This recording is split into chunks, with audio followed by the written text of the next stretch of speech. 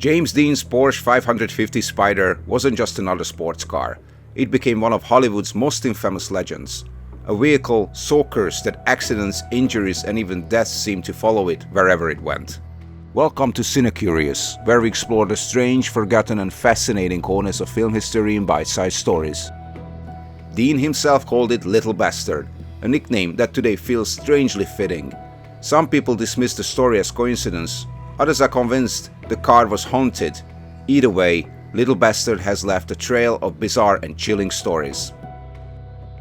In 1955, James Dean was Hollywood's rising rebel, young, rebellious, and addicted to speed. He bought a sleek, silver Porsche 550 Spyder, one of only about 90 ever made. The car was small, light, and fast, built for a racetrack more than city streets. Dean had the number 130 painted on it, along with his chosen nickname, Little Bastard. Right away, friends said the car gave off a strange, unsettling vibe. Some thought it was a bad match for Dean's already risky lifestyle. Others just felt the car looked cursed.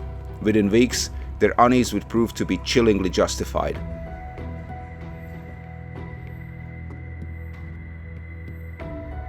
Only a week before the crash, Dean showed off the Porsche to actor Alec Guinness, best known later as Obi-Wan Kenobi in Star Wars. Guinness took one look at the car and was horrified. He later recalled telling Dean, "If you get in that car, you'll be found dead in it within a week." At the time, Dean laughed it off, but Guinness's words were eerily precise. Just 7 days later, Dean was killed behind the wheel. Whether you see it as intuition or prophecy, that warning has become one of the most chilling moments in Hollywood lore.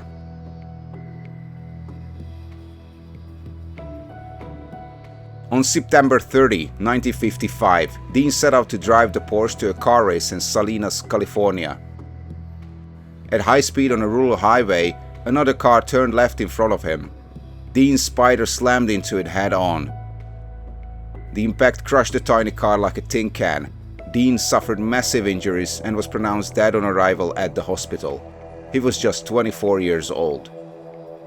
The crash was so violent that onlookers said it didn't even look like a car anymore, more like a sculpture of a twisted, jagged metal.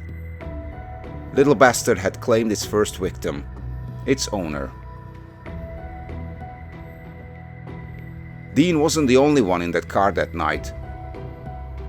His mechanic and friend, Rolf Wüderich, was in the passenger seat. He was thrown from the wreckage but miraculously survived, though with broken bones and terrible injuries. For the rest of his life, he was haunted by that night. He struggled with depression and erratic behavior, once even stabbing his wife in a fit of rage. Years later, Wüderich himself died in another car crash in Germany. To many, his tragic story felt like proof that Little Bastard's curse lingered long after the original accident. After the crash, the remains of Little Bastard were stripped for usable parts. But even those pieces seemed to carry bad luck. A doctor who bought the Porsche's engine and installed it in his racing car later lost control and died in a crash. Another racer who took parts from the Spyder's suspension was also seriously injured in an accident. Even the car's tires, when resold, reportedly blew out simultaneously on the road, nearly killing the new owner. It seemed that anyone who tried to use pieces of Little Bastard ended up paying a terrible price. Eventually, what was left of the wreck was displayed as part of a highway safety exhibit meant to warn people about reckless driving. For years, the twisted hulk of Little Bastard toured across the US, drawing curious crowds. But in 1960, while the remains were stored in a garage in Florida, a mysterious fire broke out.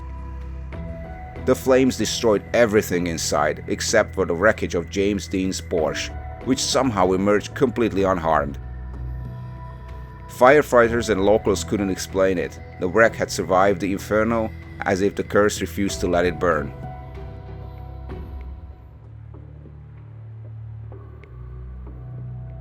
After years on display, the remains of Little Bastards were loaded onto a truck bound for another exhibition in 1960. But when the truck arrived, the car was gone. No accident, no report, no trace. It simply vanished in transit. Some claimed the Porsche had been stolen and hidden away by a collector. Others believed the car had destroyed itself, as if it didn't want to be caged anymore. To this day, the final resting place of Little Bester remains a mystery. The cursed car that killed James Dean simply disappeared, leaving only its legend behind. Was James Dean's Porsche truly cursed, or just a victim of a string of eerie coincidences? No one can say for sure, but the story of Little Besters continues to haunt Hollywood history. A car that killed its owner, injured its survivors, destroyed its new owners, and then vanished without a trace. Stay curious, and I see you in the next story.